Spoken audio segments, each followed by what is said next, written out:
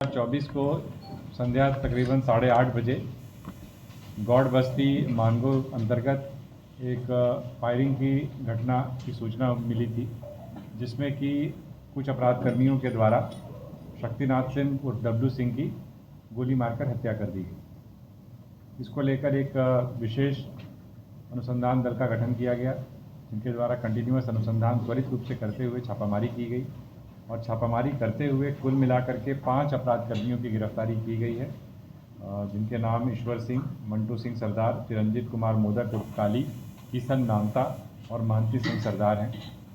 इनके अलावा और भी अन्य अपराध कर्मी इसमें शामिल हैं। जिस हथियार का प्रयोग गोली चलाने के लिए किया गया था, वो हथियार भी बरामद हुआ है और हथियार के साथ एक जिंदा कारतूस भी जो है वहाँ से मिली है। इसके अलावा 4 मोबाइल फ़ोन भी मिला है, जिससे भी हम लोगों को कुछ तकनीकी एविडेंस भी, तकनीकी साक्ष्य भी हम लोगों को प्राप्त हुए हैं। अगर घटना के बैकग्राउंड की बात करें तो बेसिकली पूर्व से ही इन लोगों के मध्य एक प्रकार की आपसी रंजिश चली आ रही थी कई बातों को लेकर के। ख़ास तौर पर जो मृतक था वो एक पूर्व का जो एक अपराधकर्मी था, जिसकी 2 वर्ष पूर्व हत्या हुई थी, अमरनाथ सिंह, उसका ये भाई था और इसके द्वारा जो अमरनाथ सिंह की कई सारी जो ज़मीनें थीं उन पर एक तरीके से इसका कब्जा था। तो जो आरोपी हैं उनका एक प्रकार से इसके ऊपर दबाव था, ये लोग दबाव कंटिन्यूअस डाल रहे थे कि जो भी इस प्रकार की ज़मीन है जो अमरनाथ के द्वारा कब्जा किया गया था, जो आज के डेट में शक्तिनाथ के नियंत्रण में थी, उस ज़मीन की जब भी खरीद बिक्री होती है तो उसमें उन्हें एक निर्धारित हिस्सा दे, जिसको लेकर के इन लोगों के द्वारा शक्तिनाथ सिंह के द्वारा इसका विरोध किया गया था।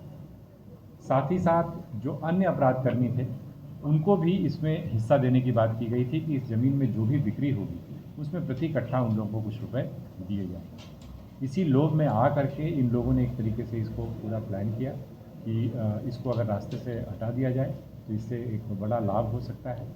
और उस दिन जो घटना जिस दिन घटित हुई, उस दिन जो मृतक है वो अपने अन्य साथियों के साथ वहाँ पर पहुँचा, जहाँ पर कि आरोपीगण पहले से मौजूद थे, जिसमें से 1-2 अपराध कर्मी ऐसे भी हैं जिनकी गिरफ्तारी हुई है, जो उस समय तत्काल घटनास्थल पर मौजूद नहीं थे, लेकिन पूरी प्लानिंग में उनका एक कह सकते हैं कि एक बड़ा रोल उनका था।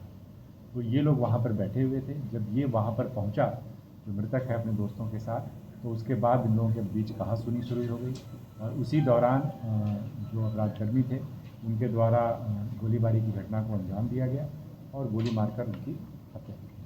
लेकिन पुलिस के द्वारा त्वरित कार्रवाई की गई है। 5 अपराधकर्मियों को हथियार समेत पकड़ा गया है और अन्य अपराधकर्मियों की गिरफ्तारी के लिए छापामारी की है। गोली किसने चलाई? गोली चलाने वाला जो व्यक्ति है वो मंटू सिंह सरदार, मंटू सिंह और महंत सिंह, 2 व्यक्ति। इसमें मास्टरमाइंड कौन है? अब देखिए, सब बस्ती में एक गोलीबारी की सूचना प्राप्त हुई थी, जिस संदर्भ में तुरंत थाना प्रभारी और पुलिस उपाधीक्षक नगर प्लेस ऑफ अकरेंस पे घटनास्थल पर पहुंचे और उसके बाद यह मामला प्रकाश में आया कि वहां पर एक व्यक्ति को गोली मारने के क्रम में एक दूसरे व्यक्ति को गोली लगी और वो उस गोली से घायल हो गया। इस संदर्भ में लगातार छापामारी की जा रही थी।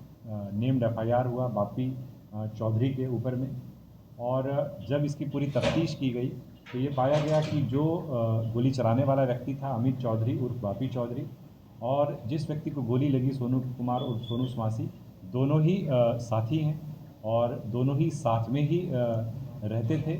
और उस दिन भी एक तरीके से आप कह सकते हैं कि आपस की छीना झपटी में या किसी अन्य व्यक्ति को के ऊपर गोली चलाने के क्रम में ये फायरिंग की घटना हुई, जिसमें कि वह घायल हो गया। लेकिन दोनों साथी में रहते हैं, एक तरीके से सहयोगी हैं।